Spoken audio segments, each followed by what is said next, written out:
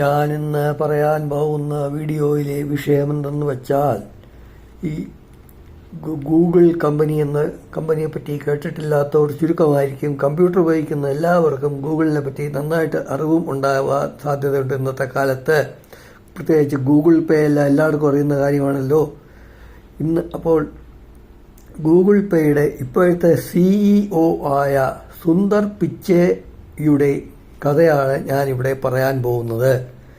ഇദ്ദേഹം 1972 ഇന്ത്യയിൽ തന്നെയുള്ള തമിഴ്നാട്ടിലെ മധുരയിൽ ഒരു സാധാരണ കുടുംബത്തിൽ ആണ് ജനിച്ചത്. ഇദ്ദേഹത്തിൻ്റെ ബാല്യകാലത്തെ പേരാണ് പിച്ചൈ സുന്ദരരാജൻ.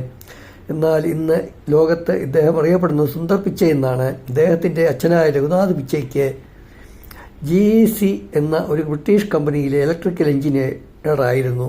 ഇദ്ദേഹത്തിൻ്റെ മാതാവായ ലക്ഷ്മി ആണെങ്കിൽ ഒരു സ്ഥാപനത്തിൽ സ്റ്റെനോഗ്രാഫറായി ജോലി നോക്കിയിരുന്നു. എന്നാൽ കാലക്രമേണ അവർ വീട്ടിലെ കാര്യങ്ങളും കുട്ടികളുടെ കാര്യങ്ങളും നോക്കുന്നതിന് വേണ്ടി ആ ജോലി ഉപേക്ഷിക്കുകയായിരുന്നു. അന്നത്തെ കാലത്ത് സുന്ദർ പിച്ചൈയുടെ വീട്ടിൽ TV, ഫ്രിഡ്ജ് തുടങ്ങിയ ഒരു ഉപകരണങ്ങളും ഇല്ലായിരുന്നു.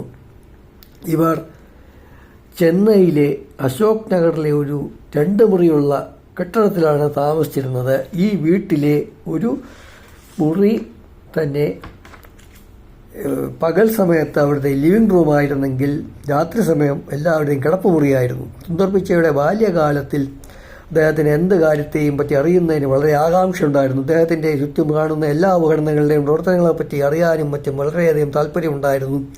ഇദ്ദേഹത്തിൻ്റെ ഈ അറിയാനുള്ള കാര്യങ്ങളിലുള്ള ആകാംക്ഷയെ ഇദ്ദേഹത്തിൻ്റെ പിതാവ് പ്രോത്സാഹിപ്പിക്കുകയും ചെയ്തു. സുന്ദർ പിച്ചൈ സ്കൂളിൽ പഠിച്ചിരുന്ന കാലത്ത് എപ്പോഴും ക്ലാസ്സിലെ പുറകുവശത്തുള്ള ബെഞ്ചിലായിരുന്നു സ്ഥിരമായി ഇരുന്നിരുന്നെങ്കിലും എപ്പോഴും പരീക്ഷകളിൽ ഉയർന്ന മാർക്ക് കരസ്ഥമാക്കിയിരുന്നു. ഇദ്ദേഹം ജവഹർ വിദ്യാലയ എന്ന സ്കൂളിലാണ് പഠിച്ചിരുന്നത്.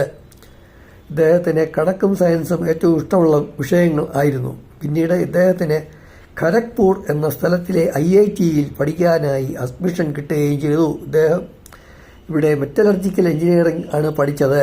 ഇതിനിടയ്ക്ക് ഇദ്ദേഹം ഒരു കോളേജിലെ കമ്പ്യൂട്ടർ ലാബിലും മറ്റും പോയി കമ്പ്യൂട്ടറുകളുടെ പ്രവർത്തനം നിരീക്ഷിക്കുകയും മറ്റും ചെയ്തു. സുന്ദർ പിച്ചൈക്ക് ചില അസാമാന്യ ബുദ്ധിവൈഭവം ഉണ്ടെന്ന് അദ്ദേഹത്തിൻ്റെ പ്രൊഫസർമാർ മനസ്സിലാക്കി. IIT പഠനത്തിൻ്റെ അവസാന വർഷം അദ്ദേഹം USAയിൽ പഠിക്കുന്നതിനുള്ള സ്കോളർഷിപ്പിന് അപേക്ഷിക്കുകയും ചെയ്തു. അങ്ങനെ വിദേശത്തുള്ള ഏറ്റവും പേരുകേട്ട സ്റ്റാൻഫോർഡ് യൂണിവേഴ്സിറ്റിയിൽ ഇദ്ദേഹത്തിന് M.Tech അഡ്മിഷൻ കിട്ടുകയും ചെയ്തു. അങ്ങനെ ഇദ്ദേഹം ഒരു ദിവസം ചെന്നൈയിൽ നിന്നും കാലിഫോർണിയയിലേക്ക് പോയി. ആദ്യകാലത്ത് ഇദ്ദേഹത്തിൻ്റെ കമ്പ്യൂട്ടർ പ്രവർത്തിപ്പിക്കുവാൻ സാധിച്ചിരുന്നില്ലെങ്കിലും സ്റ്റാൻഫോർഡ് യൂണിവേഴ്സിറ്റിയിൽ ചേർന്നപ്പോൾ എല്ലാ ദിവസവും പകൽ ഭേദമന്യേ കമ്പ്യൂട്ടർ ഉപയോഗിക്കുവാൻ സാധിച്ചു.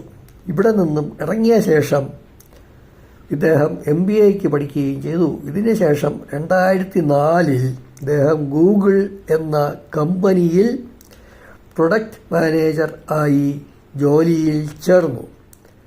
അങ്ങനെ കാലക്രമേണ ഇദ്ദേഹം തുടങ്ങിവച്ച പ്രോജക്റ്റാണ് ഗൂഗിൾ ക്രോം എന്ന പേരിൽ ഇന്നറിയപ്പെടുന്നത്. 2008 വർഷം ഇത് തുടങ്ങിയപ്പോൾ തന്നെ ഉപഭോക്താക്കൾക്കിടയിൽ നിന്ന് ഇതിന് വൻ പ്രചരണം ലഭിക്കുകയും ചെയ്തു.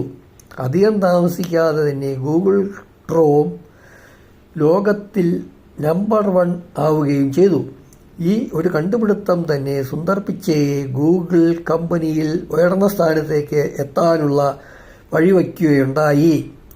അങ്ങനെ 2015 വർഷം ആയപ്പോഴേക്കും ഗൂഗിൾ കമ്പനിയുടെ സ്ഥാപകരായ ലാറി പേജും സെർഗേ ബ്രിനും സുന്ദർ പിച്ചൈയെ ഗൂഗിൾ കമ്പനിയുടെ പുതിയ CEO ആയി നിയമിക്കുകയും ചെയ്തു. അങ്ങനെയാണ് ഗൂഗിൾ പിച്ചൈയുടെ കഥ. ഇതിനു മുമ്പ് ഞാനിവിടെ ഈ സ്റ്റാൻഡിൽ ഇട്ടിട്ടുള്ള ലോങ് വീഡിയോകളായ അമ്പലങ്ങളുടെ വീഡിയോയും മറ്റും കണ്ടിട്ടില്ലാത്തവരെല്ലാം കാണണം. ഇനിയും അമ്പലങ്ങളുടെ വീഡിയോ ഞാൻ ഇടുന്നുണ്ട്. അതും ഇടയ്ക്കിടയ്ക്ക് ഇതുപോലെ വന്നുകൊണ്ടിരിക്കും. ഇതുപോലുള്ള മഹാന്മാരുടെ കാര്യങ്ങളും ഇടയ്ക്കിടയ്ക്ക് വീഡിയോ വന്നുകൊണ്ടിരിക്കും. എല്ലാവരും കാണണം, സബ്സ്ക്രൈബ് ചെയ്യണം. ലൈക്ക് ചെയ്യണം, കമൻ്റ് ഉണ്ടെങ്കിൽ കമൻറ്റും ഇടണം എന്ന് താല്പര്യപ്പെടുന്നു.